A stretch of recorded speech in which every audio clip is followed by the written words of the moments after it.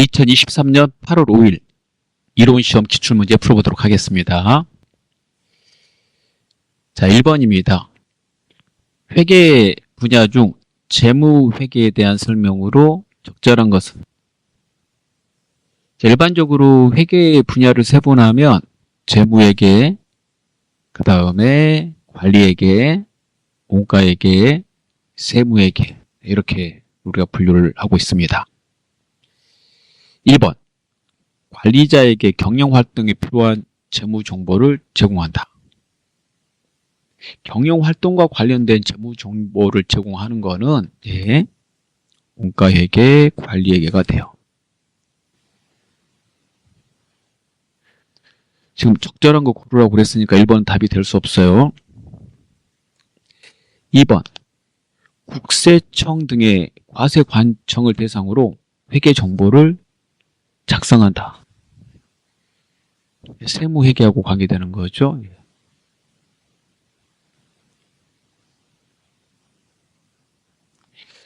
그 다음에 3번, 법인세, 소득세, 부가가치세 등의 세무보고서 작성을 목적으로 한다. 이도 세무회계하고 관계되는 거예요. 세무회계. 2, 3번은 이제 세무회계하고 관계되는 내용이고, 4번, 일반적으로 인정된 회계 원칙에 따라 작성하며 주주, 투자자 등이 주된 정보 이용자이다. 4번이죠. 우리 재무회계 보면 이렇게 돼 있어요. 기업의 경영활동이 일어나면 이제 재산이 늘어나거나 줄어드는데, 이럴 때 일정한 회계 원리, 즉 회계 기준에 따라서, 회계 원칙에 따라서 기록 계산 이렇게 정리해서 이해관계자가 쉽게 식별할 수 있도록, 또 쉽게 측정할 수 있도록 보고서 만들어서 이걸 이제 회계 정보라고 그러는데 제공하는 것이다 라고 되어 있으니까 4번이 정답이 되겠죠. 자, 2번 보겠습니다. 유가증권 중 단기 매매증권에 대한 설명으로 옳지 않는 것은? 단기 매매증권은 단기간 시세차익 목적으로 가지고 있는 지분증권인 주식과 채무증권인 사채 등이 여기에 해당이 됩니다. 단기니까요, 유동자산의 당좌자산으로 분류가 됩니다. 1번, 시장성이 있어야 하고 단기 시세차익을 목적으로 해야 된다. 예, 그렇죠. 그래야지 단기간에 이렇게 매매할 수 있으니까. 2번, 단기 매매증권 당좌자산으로 분류된다. 예, 기말평가 방법은 공정가치법이다. 예, 단기 매매증권과 매도강증권은 기말에 공정가치로 평가한다라고 돼 있어요. 그래서 맞는 말이고, 4번이죠. 투자자산, 당좌자산인데 당좌자산이 맞다고 그랬잖아요. 그러니까 투자자산이 틀린 거죠. 예. 그렇습니다. 3번, 다음 중 재고자산의 평가에 대한 설명으로 옳지 않는 것은? 1번, 성격이 상이한 재고자산을 일괄 구입하는 경우에는 공정가치 비율에 따라서 안분하여 취득원가를 결정한다. 자, 그렇습니다. 예. 한꺼번에 샀으니까, 일괄 구입했으니까 서로 다른 것이므로 따로따로 계정과목 잡아서 처리해야 되잖아요. 이럴 때 그 각각 자산의 공정가치 그 비율을 따져서 계산합니다. 2번, 재고자산의 취득원가에는 취득 과정에 발생한 할인, 애누리는 반영하지 않는다. 반영하죠. 할인하고 애누리는 차감하여 반영한다라고 돼 있으니까 2번 틀렸네요. 3번, 저가법을 적용할 경우 시가가 취득원가보다 낮아지면 시가를 장부금액으로 한다. 맞아요. 저가법은 떨어질 때만 적용하는 거니까. 4번, 저가법을 적용할 경우 발생한 차액은 전부 매출원가로 회계 처리한다. 그렇습니다. 이게 시가가 장부금액보다 하락하는 원인 등이 외부 환경의 원인으로 인해서 발생돼요. 그래서 크게 손상을 입는다든가, 그 다음에 물건이 이렇게 진부화가 된다든가, 해당되는 재고자산이 장기간 안 팔려서 이렇게 채화, 이렇게 쌓인다든가, 이런 것들로 시가가 장부금액보다 하락하게 되고, 이런 것들은 회사가 어떻게 잘못해서 생긴 게 아니라 외부 환경으로 인해서 발생된 것이므로 팔린 걸로 처리한다. 그래서 매출원가로 처리하라고 되어 있습니다. 계정 과목 이름은 재고자산 평가손실이랑 계정을 써서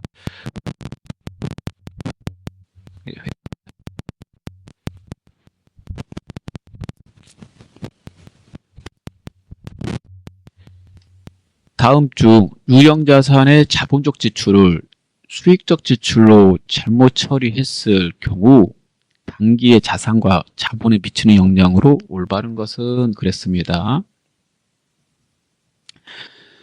자본적 지출은 유형자산에서 자산 처리하라는 거라고 그랬죠. 자산 처리. 그 다음에 수익적 지출은 단순 능률 회복, 원상복구니까 비용 처리하는 것이라고 그랬고요. 이렇게 하는 거거든요. 그러면 자산으로 처리해야 될 것을 비용으로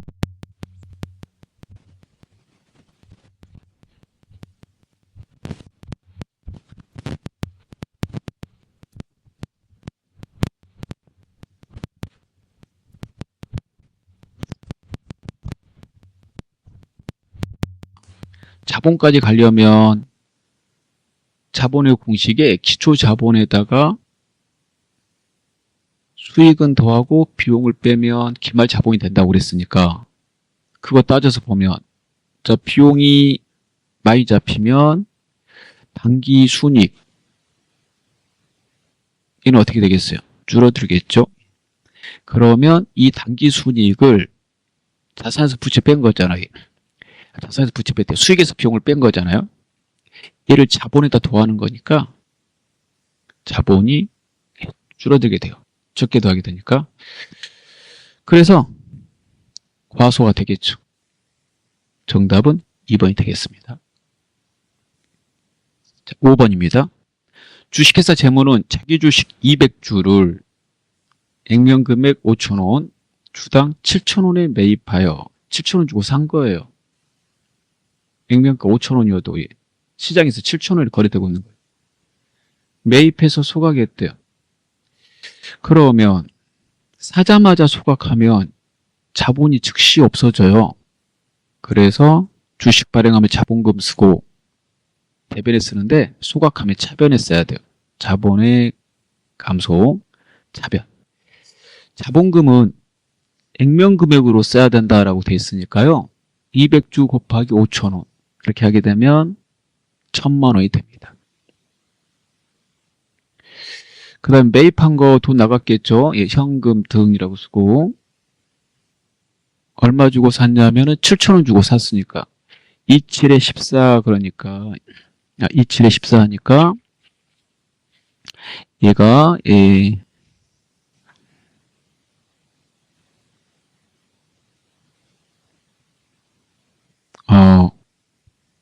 1,400? 1,400인가? 이렇게 되겠죠? 100만 원이래, 100만 원. 100만 원. 그러면 140, 140이 돼요. 그게 100만 원이고, 자, 그러면, 이거, 액면가 100만 원짜리를 이제 140에 샀으니까, 대변이 더 크잖아요. 그러니까 이게 감자차손이 발생된 거예요. 감자차손.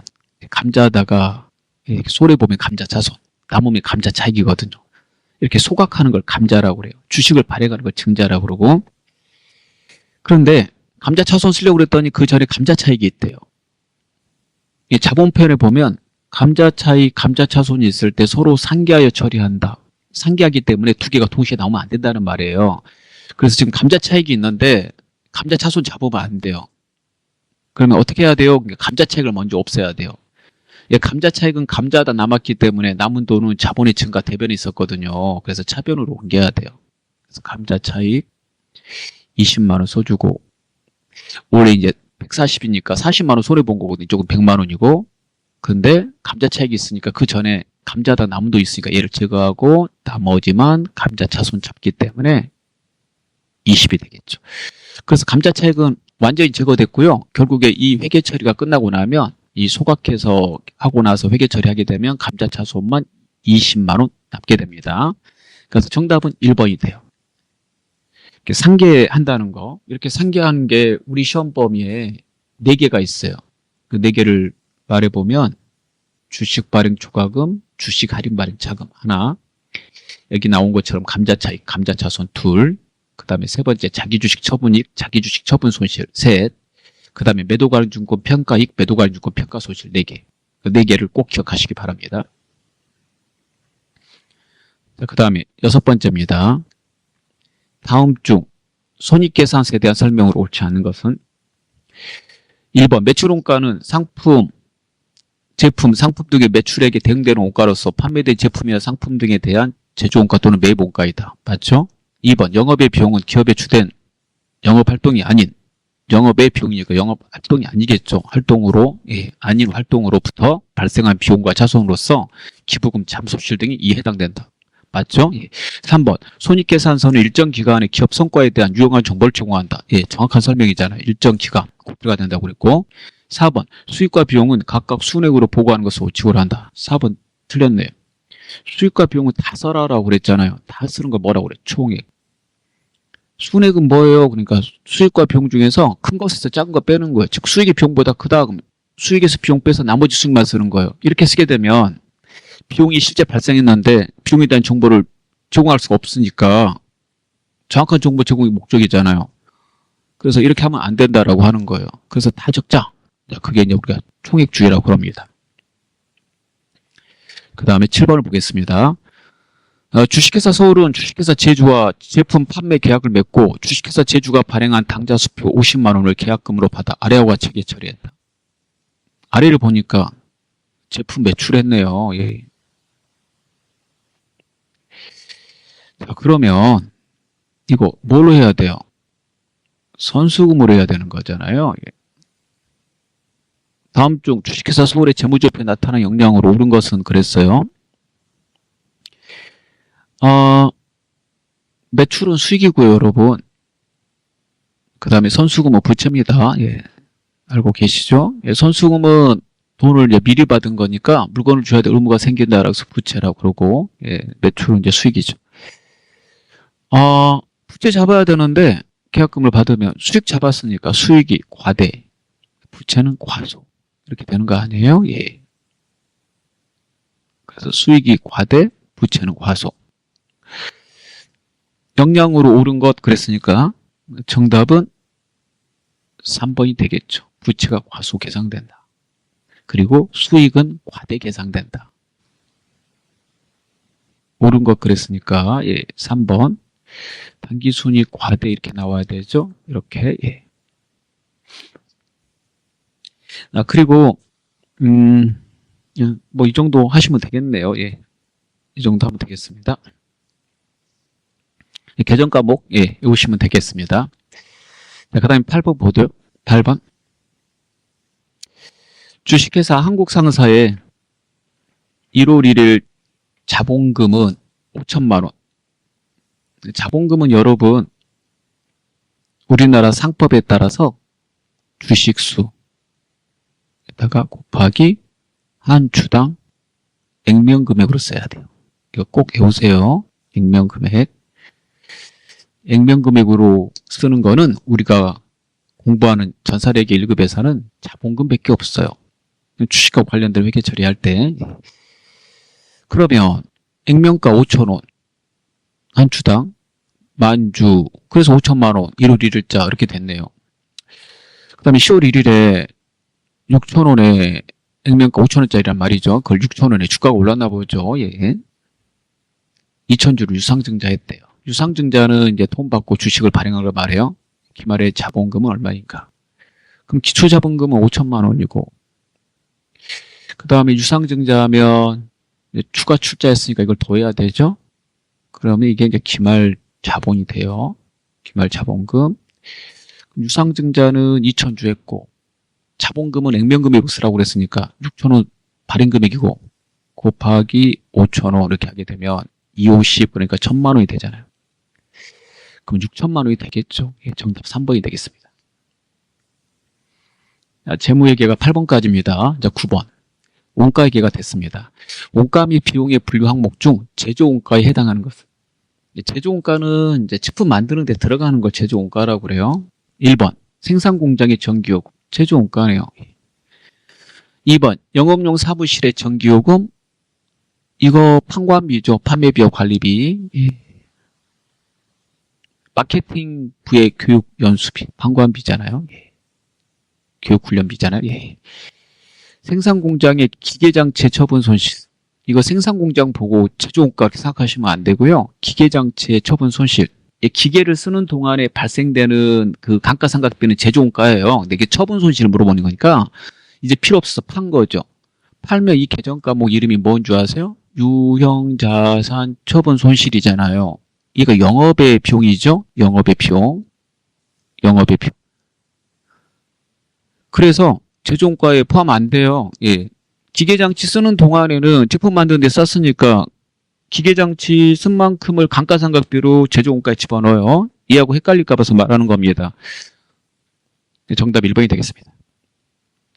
10번 다음 중 보조 부분 상호 간의 용역수수 관계를 고려하여 보조 부분 원가를 제조 부분과 보조 부분에 배부함으로써 보조 부분 간의 상호 서비스 제공을 완전히 반영하는 방법으로 옳은 것은 이제 보조 부분 상호 간의 용역수수를 다 고려하는 것은 상호 배분법입니다. 문제 계속 보면 상호 들어가고 답을 다 맞히겠네. 예, 3번입니다. 11번을 보겠습니다. 다음의 자료에 의한 단기 직접 재료원가는 얼마인가? 딱 이렇게 나오면 제일 먼저 물어보는 게 단기 직접 재료원가니까 공식이 제일 먼저 생각나야 되겠죠. 단기 직접 재료원가는 단기에 직접 쓴 재료원가고 공식이 작년에 쓰다 남은 원재료에서 올해 사온 거 더해요. 단기 원재료 매입액을 더합니다.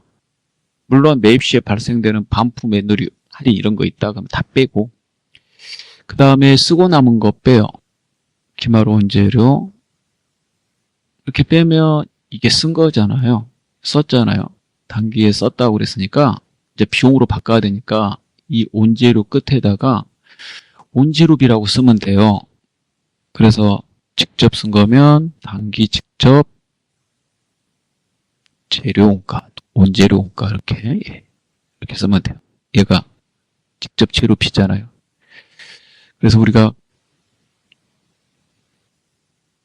재료원가하고 여러분 재료비는 같아요. 이렇게 같은 말입니다. 예, 같은 말. 예.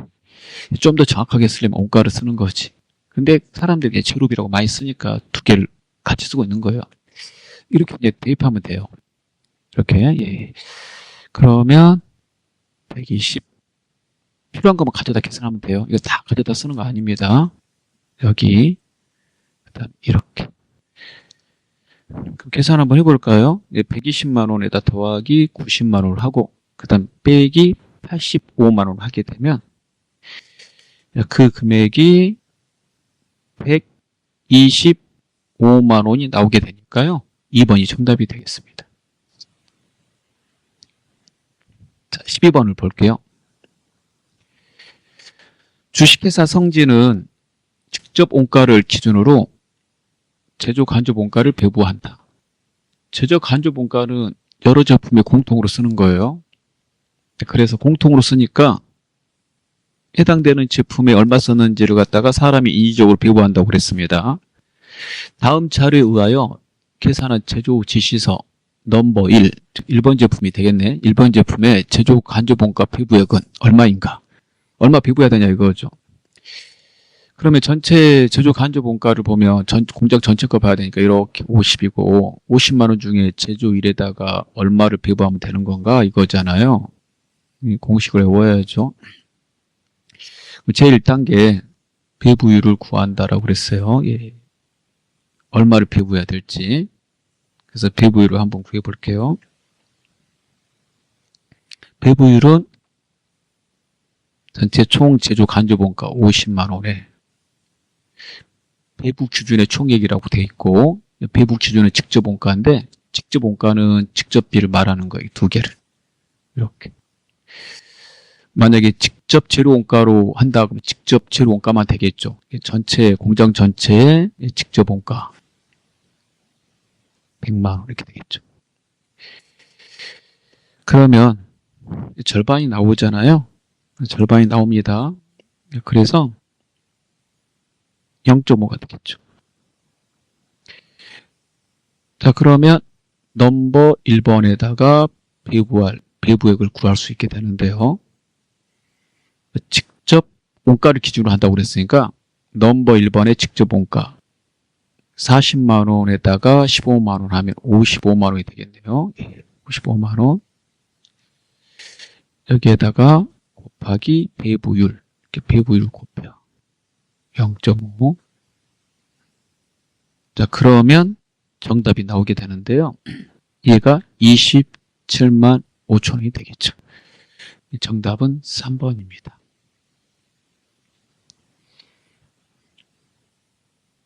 빨리 구하고 싶어요. 그러면 이거는 이제 우리가 FM대로 하는 거고, 이거 딱 보다가 빨리 하고 싶니? 그러면 이렇게 합니다. 50만 원을 배부하게 되니까 50만 원. 여기다 곱하기. 여러 제품에다 피부하는 거잖아요. 여러 제품에다. 그 중에 1번 제품이니까. 전체 총 배부 기준이죠. 총 배부 기준에서 1번 제품의 그 배부 기준 이렇게 하니까 1번 제품의 배분 기준액이 얼마예요? 이렇게 보면 이렇게 55만 원이네. 그래서 55만 원 쓰고 총 배분 기준은 얼마예요? 100만 원이네. 이렇게 쓰면 한 번에 되는 것이 편리하시도록 하시면 되겠습니다. 자, 13번을 보도록 할게요. 다음 중 부가가치 세법상 과세 기간에 대한 설명으로 옳지 않은 것은 이렇게 돼 있어요.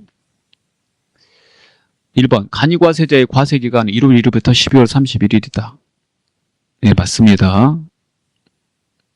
외우셔야 되는 거죠. 1월 1일부터 12월 31일. 2번 사업자가 폐업하는 경우의 과세기간은 폐업일이 속하는 과세기간의 개시일로부터 폐업일까지이다. 그렇죠? 폐업일까지고 이 폐업한 사람은 신고기간도 외우셔야 되는데 폐업한 달에 다음 달 25일까지 신고하셔야 돼요. 그것도 외우십니다. 같이.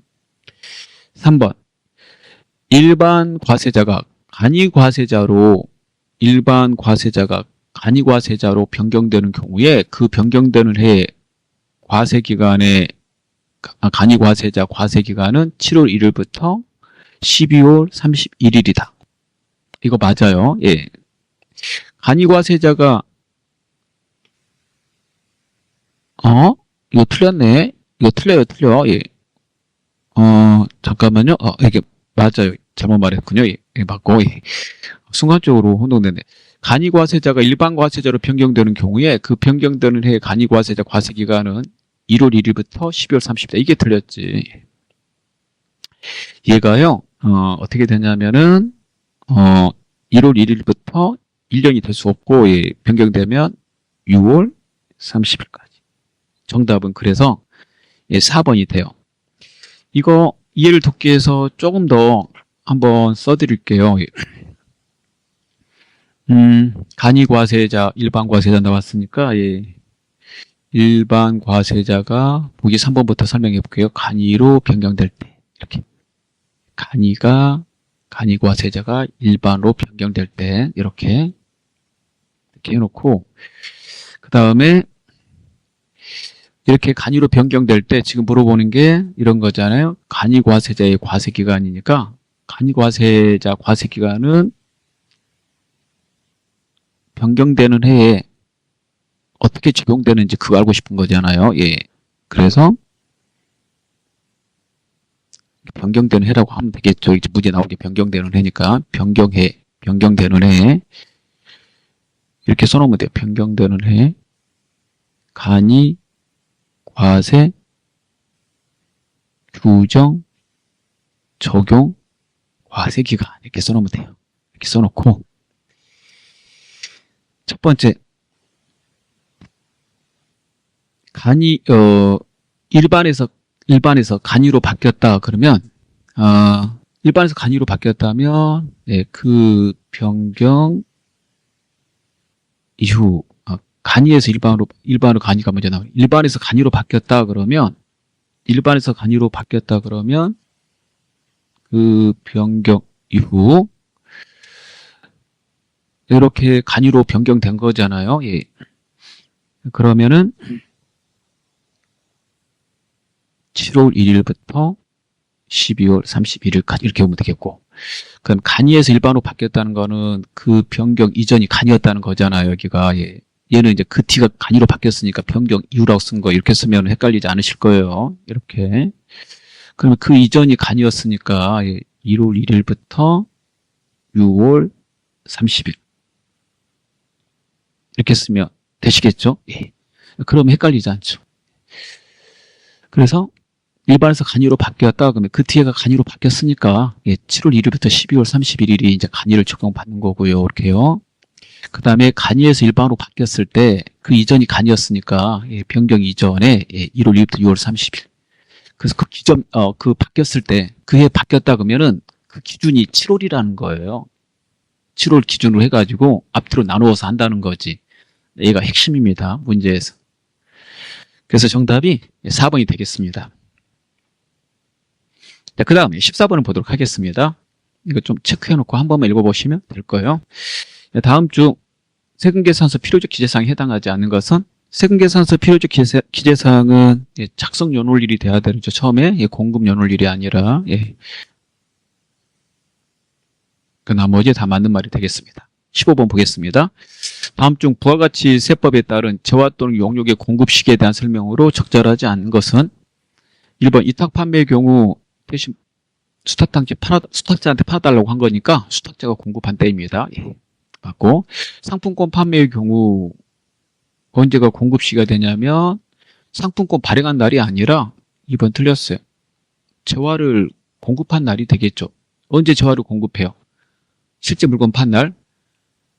상품권 회수하고 물건을 준 날이죠. 상품권을 회수하고 상품권 발행한 날이 아니라 그 상품권 발행했을 때는 물건이 안 나가요. 그래서 우리가 선수금 이렇게 하는 겁니다. 그래서 정답이 2번이 되겠고요. 장기 할부 판매의 경우에는 이거 보기에 잘 나오는데 대가의 각 부분은 받기로 한 때고, 그러니까 내국 물품을 내국으로 반출한 경우에는 재화를 선적하는 날이다라고 되어 있습니다.